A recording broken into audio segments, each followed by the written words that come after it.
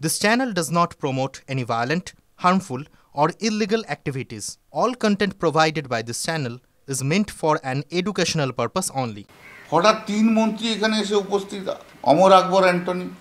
ভারতবর্ষের মানুষ বিচার করবে ওনাকে, কিন্তু আমাদের বিরোধী দলকে কিছু বলতে দেবে না কেন? এটা কি ডিসক্রিমিনেশন নয়? Is it not a discrimination? প্রথমত হচ্ছে, প্রধানমন্ত্রী যে আজকে বক্তব্য রাখবেন সেটা লিস্ট অফ বিজনেসে ছিল না, বা সাপ্লিমেন্টারি লিস্ট অফ বিজনেসও ছিল না, আমাদের কখনো জানায়নি। আমরা দেখলাম হঠাৎ করে তিন মন্ত্রী এলো, রাজনাথ সিং, অমিত শাহ, গডকরি, নীতিন গডকরি। তো আমি সেই সময় তো উঠে বললাম, কি ব্যাপার আজকে হঠাৎ তিন মন্ত্রী এখানে এসে উপস্থিত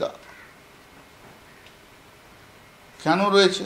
অমর আকবর অ্যান্টনি, তিনজনে কেন হঠাৎ করে কি হলো? কিছু কি আছে? আশ্চর্য হয়ে তখন জিজ্ঞেস করছি। তারপরে দেখি প্রধানমন্ত্রী ঢুকছে। তা প্রধানমন্ত্রীর জন্য ওনারা এলেন, নাল তো এমনি তো আসে না। তো প্রধানমন্ত্রী বললেন, ঠিক আছে, ওয়েল টেকেন, উনি বলেছেন বলুন, তার কোনো অসুবিধা নেই, কিন্তু আমাদের বিরোধী দলকে কিছু বলতে দেবে না কেন? আপনারা জানেন যে এই মহাকুম্ভ ইস্যু নিয়ে আমরা বারবার এর আগে ফার্স্ট পার্ট অফ দি বাজেটে বারবার আমরা বলেছি আমরা ডিসকাস করতে চাই। তখন বললে এটা স্টেট সাবজেক্ট।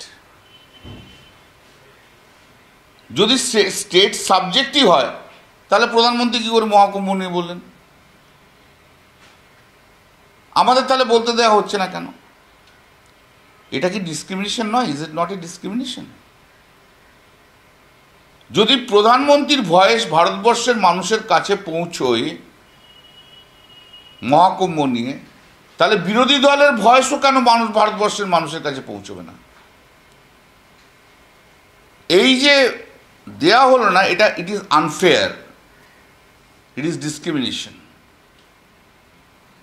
প্রধানমন্ত্রী বলতেই পারেন, তার জন্য কিছু না, কিন্তু আমাদেরও বলতে দাও।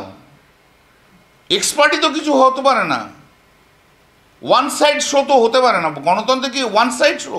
পার্লামেন্টারি ডেমোক্রেসিতে this practice is bad, this practice is deprecable, হতে পারে না। আবার ঠিক আছে, সবচেয়ে আমরা অবাক হয়ে গেছি যখন স্বামী বিবেকানন্দ চিকাগো স্পিচের সঙ্গে উনি ওনার মরিশাসে যে এই কুম্ভ জল নিয়ে গেছিলেন, যে মরিশাসে ত্রিবেণী না কি আছে সেখানে মিশিয়েছেন, তার সঙ্গে তুলনা করলেন। ভারতবর্ষের মানুষ বিচার করবে ওনাকে।